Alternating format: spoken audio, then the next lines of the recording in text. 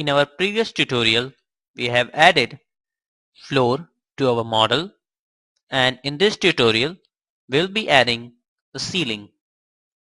To do that, first of all, go to this ceiling plan.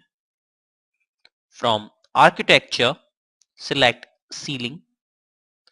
Now you'll have automatic ceiling and sketch ceiling. First of all, go to this ceiling and select appropriate for you. Give it the offset height. I'll use sketch ceiling.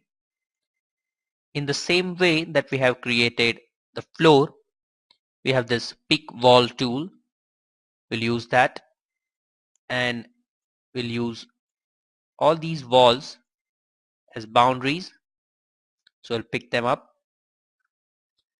After done, click on this one, and as you can see, our ceiling is created.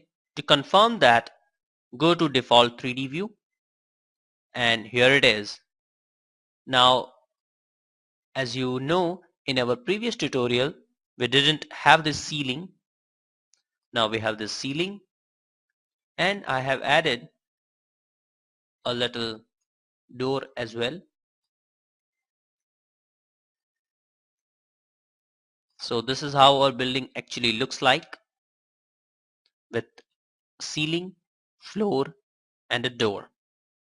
So this is a structure of any go down that you want to create, and we'll save the file. This was the tutorial upon adding ceilings to your models in Autodesk Revit. Thank you.